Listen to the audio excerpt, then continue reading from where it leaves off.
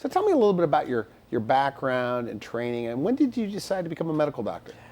My background, well, I consider myself an Arkansan. Moved there and finished high school, actually at Bentonville High School, which is one of the local high schools. And Is that right? yeah, decided I wanted to go to college in the area.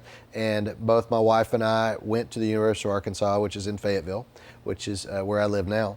And then worked for a little while in finance, actually, unrelated, Okay. for one of the companies in the region, food company, Tyson Foods. After a few years, wound up and I want to go back to medical school, which is always what I thought I wanted to do since I was a young child. And wound up going to medical school down at the University of Arkansas for medical sciences, and then was gone for a while. I trained up in Rochester, Minnesota for 5 years, and then moved back home. Did you always know you wanted to practice in your hometown? You know, I didn't actually, but when we were up in Minnesota, it was a great experience. I loved training where I was, but I looked all over, and it was sort of the benchmark. And so I knew I either wanted to be sort of in a coastal city or a college town, because it afforded a lot of opportunities that you get in a bigger city without the big city environment. And so Fayetteville was always our benchmark. And so interviewed all over the place and wound up saying, you know, that's the place we need to be. So you're working on your high school buddies and their parents, and do you run into some of that here? Yeah, and there? some of that. It's really fun to run into people that you've known for a long time. You really feel, you know, really a part of the community. Now we should mention your credentials. You know, this program, The Wellness, airs all over the United States. Yeah. And you're one of the few guys I've interviewed, and I've interviewed thousands of medical doctors that triple board certified with recognized boards. And that's a long time in school. Facial plastic surgery, right? I mean, you could do facelifts, right? Yeah. Otolaryngology or ENT, and sleep medicine. Yeah. So Why all of this? Why the facial plastic Well, but sure. you end up with your love for exactly. sinus surgery. Well, the first training obviously was through we do an internship first in general surgery, and then we do additional years of training in otolaryngology, head and neck surgery. Okay. And so that's the sort of general ENT part, and a large part of what I do is sinus surgery, nasal surgery, what we call skull base surgery, and then from that I had a big interest in cancer surgery. I do a lot of thyroid surgery, like cancer surgery, and the reconstruction.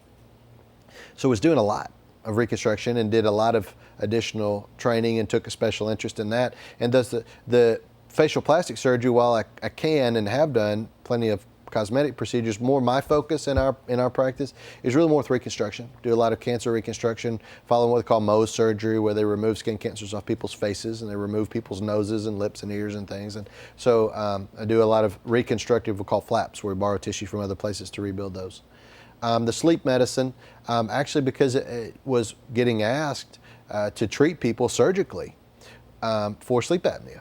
Okay. And developed more of an interest in it than just surgical intervention, and wound up partnering with both medical and dental colleagues that also had an interest in this to treat these sleep apnea patients. Again, a large volume of patients, and eventually just led toward the sleep medicine certification. Now, the guys you work with in your center, a lot of big credentials, from Mayo, from Vanderbilt, double board certified. Yeah. You told me, I think, and I'm paraphrasing slightly, but that you put together like a team of the best. Elaborate on that.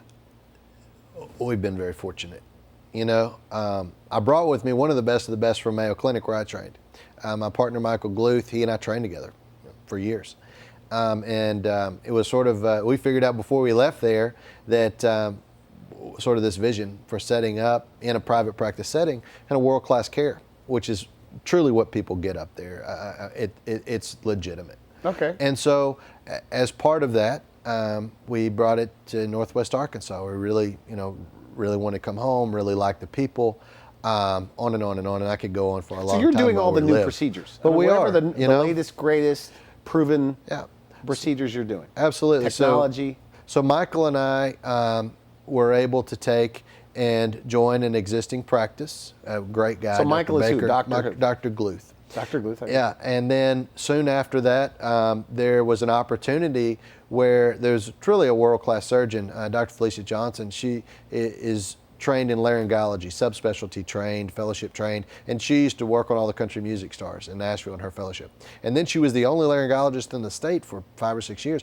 Well, we found out she may be coming to the area, and we're fortunate to recruit her into our practice. And then soon after that, Michael Gluth decides he's going to go do this big skull base fellowship to do the big tumor resections on people's ears and their skull base right below the brain. So he goes to Australia. Well, I need some help.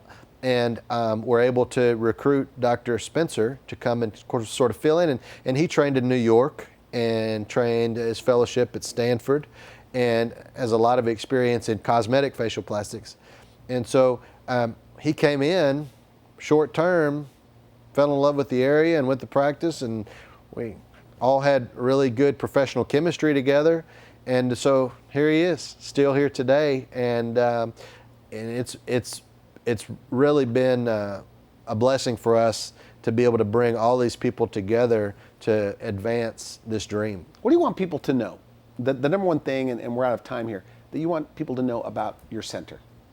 Well, I mean, we really care. We truly do care about the community we're in. One of the things that attracted me to our community was the people, and they're nice folks.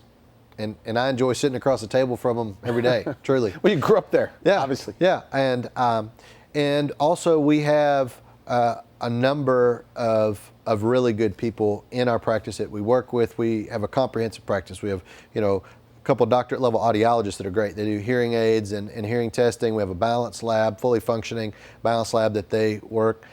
We also have PhD level speech therapists with professional, multidisciplinary professional voice clinic.